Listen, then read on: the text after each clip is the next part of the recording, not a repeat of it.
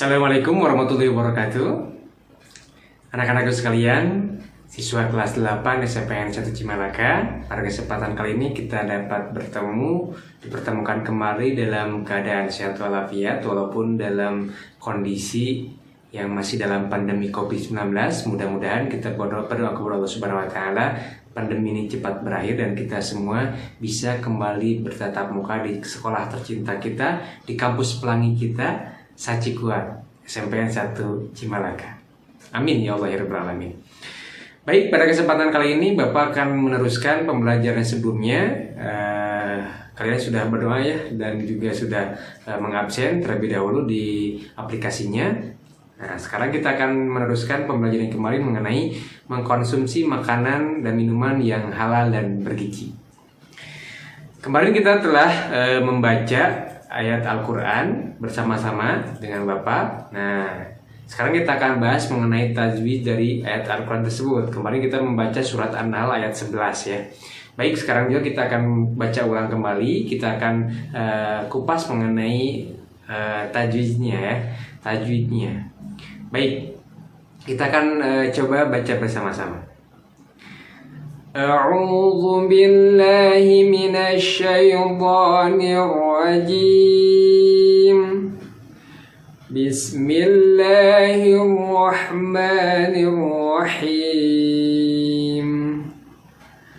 Fakulu mimma razaqakumullahu halalan tayyiban. Halalan tayyiban washkuru ni'matallahi in kuntum iyyahu ta'budun. Shadaqallahul azim. Nah, baik, di sini Bapak akan bahas mengenai tajwid dari Al-Quran surat An-Nahl ayat 114. Nah, pertama-tama di sini kita ada lafaz fakulu. Fakulu ini adalah maltobi, betul, maltobi. Kenapa disebut maltobi? Karena di sini ada harokat domah ya, bertemu dengan waw di mati. Domah bertemu dengan waw di mati, itu namanya maltobi. Panjangnya adalah 2 harkat. Fakulu mimma. Mim itu adalah gunah musyaddad. Nah, mimma dibacanya dengung ya. Nah, kalau cirinya, kalau yang dengung-dengung itu biasanya cirinya adalah suaranya keluar dari hidung. Jadi ketika kalian coba saja ketika kalian baca mimma kemudian pijit hidungnya. Mim, nah nggak bisa. Berarti itu memang ini ya, guna. Berarti benar cara membacanya. Mimma. Nah, ini juga matobi. Razaqakumullah. Nah, kumullah ini adalah tafhim. Tafhim ya. Tafhim ini adalah artinya tebal. Nanti kita akan perjelas di depannya seperti apa tafhim. Nah, kenapa? Karena sebelum pada Allah ada baris domah. Kemudian hala matobi ya. Lang. Nah, lang ini adalah ikhfa. Halalang. Nah, tanwin menghadapi huruf to, huruf ikhfa.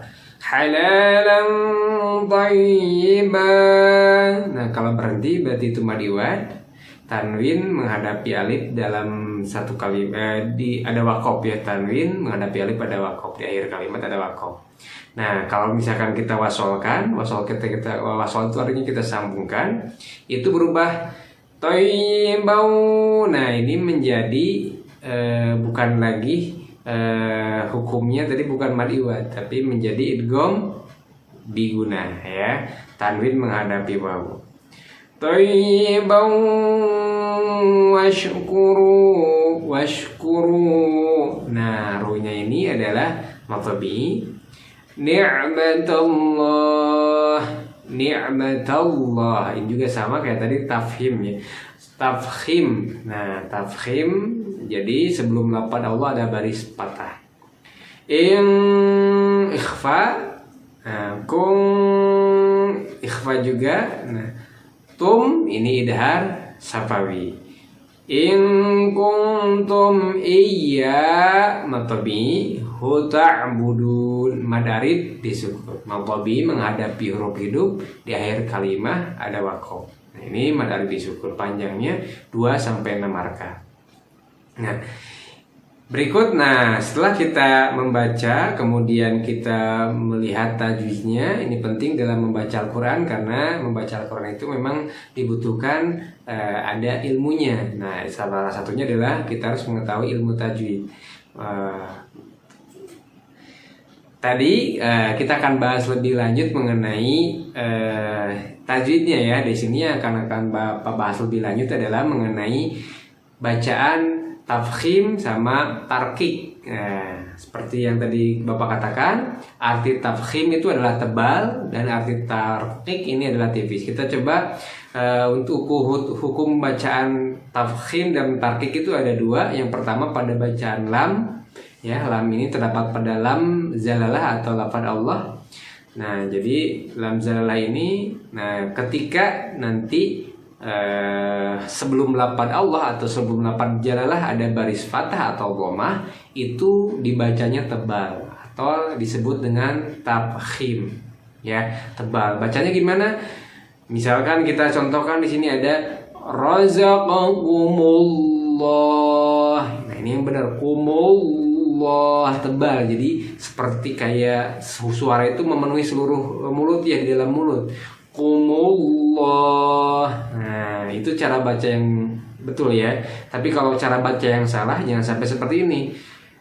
Razaqakumullah, razaqakumullah, kumullah. Nah, ini cara baca yang salah. Kenapa? Karena ketika sebelum lafaz Allah ada baris dhammah atau fathah, itu harus tebalkan.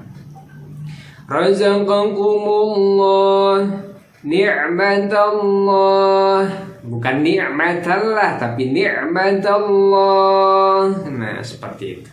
Itu tafhim. Bisa dicoba ya di rumah cara pengucapannya. Nah, jadi tafkhim tadi sebelum lafaz Allah ada baris fathah atau dhammah. Nah, kebalikan dari tafhim ada tarkik. Nah, kalau tarkik itu lebih ke tipis ya. Nah, jadi suaranya itu tidak ada di dalam mulut, ada di dalam mulut tapi sedikit gitu. Jadi lebih ke ditarik mulutnya, tarik ke belakang, sama agak sedikit meringis gitu. Gitu. Nah, agak sedikit senyum gitu. Nah, tarkik itu sebelum lafaz Allah ada baris kasroh yang dibacanya tarkik. Contoh ya biasa kita Bismillah, Bismillah. Nah, Bismillah, Bismillah. Nah, milnya ini, tidak milloh, tidak keloh, tapi kelah. Millah, bukan Bismillah, bukan, tapi Bismillah. Kenapa dibaca seperti itu? Karena sebelum lafaz Allahnya ada baris kasroh, dibacanya tarkik atau tipis.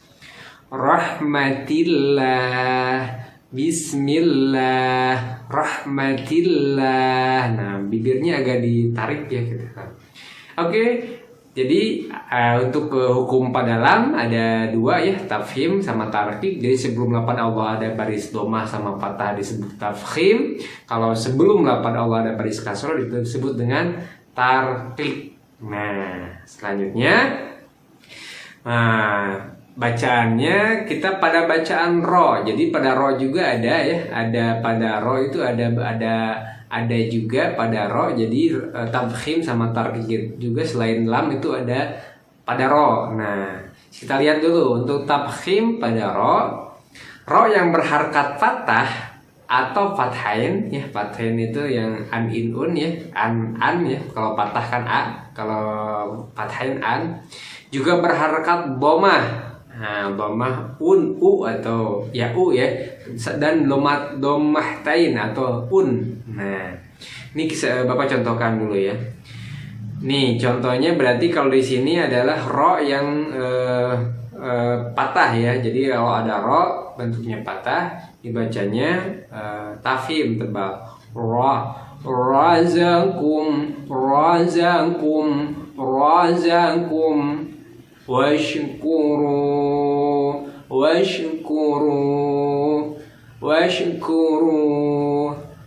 razaqum. Nah, memenuhi mulut ya, razaqum, seperti itu.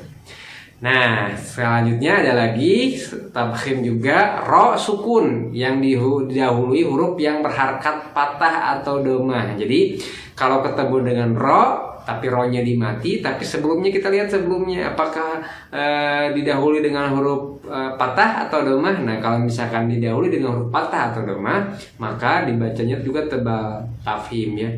Yarhamakum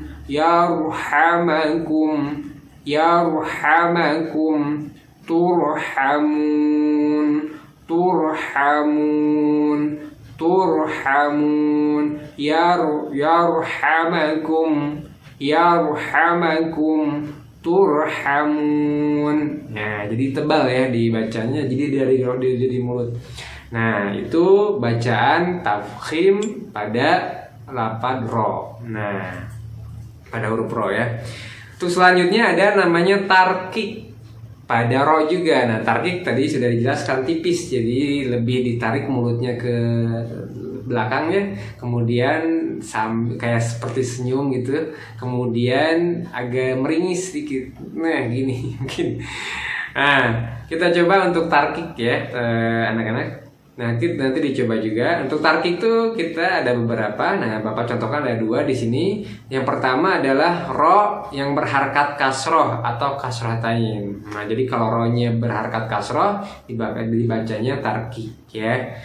Nah, contoh binasri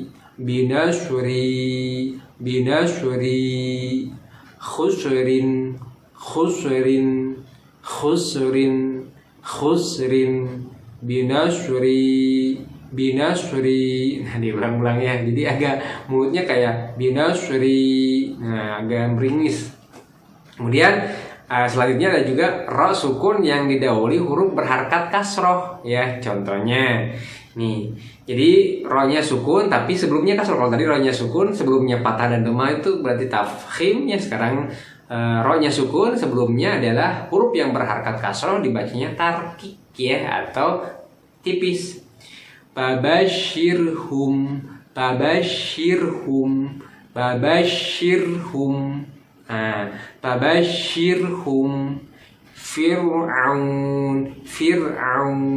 Fir'aun. Nah, Fir'aun.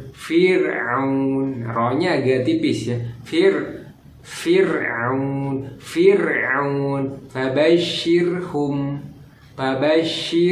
Babashirhum. Nah, jadi kalau untuk ro itu memang sedikit ya perbedaannya, jadi agak susah untuk membedakannya. Tapi kalian mungkin akan ngerasain kalau dicoba ya, pasti ada perbedaannya antara ro yang tafhim, ru sama ri ya, yang di kasrah ri ro ri. Kalau ri agak lebih tipis ya, ri. Nah, Bismillahirrahmanirrahim. Itu ada di bismillah kan? Bismillahirrahmanirrahim. Nah, itu adalah tafkhim sama tarkik ya. Nah, dihafalkan. Jadi di dalam sebelum lafaz Allah ada baris patah dan baris domah, berarti dibacanya tafhim. Allah, subhanallah, Allahu akbar, Allah. Jadi Allah ya tafhim. Nah, kalau tarkik lillah. Nah, itu berarti sebelum lafaz Allah ada baris kasroh. Nah, itu tentang tafhim sama tarkik. Baik. Nah, untuk selanjutnya ada tugasnya nih. Nah, untuk anak-anakku sekalian, tugas kali ini adalah anak-anak coba baca surat An-Nahl ayat 114. Kemudian kirim ke WA grup, diberi nama dan kelas. Ke WA grupnya masing-masing ya. Silakan baca dengan tajwidnya, jadi dengan tartil. Benar-benar tidak terlalu terburu-buru ya. Silakan dibaca dengan baik dan benar untuk tajwidnya, juga makhorijul hurufnya. Kalau bisa seperti itu. Silakan nanti dikirimkan ke WA grupnya masing-masing. Baik, itu saja mungkin yang Bapak dapat sampaikan untuk pertemuan kali ini.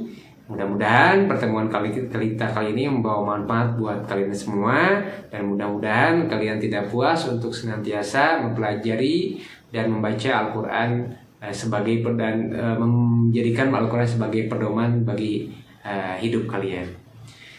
Demikian kita tutup dengan doa akhir majelis bersama-sama. Subhanakallahumma bihamdika asyhadu an la ilaha illa anta astaghfiruka.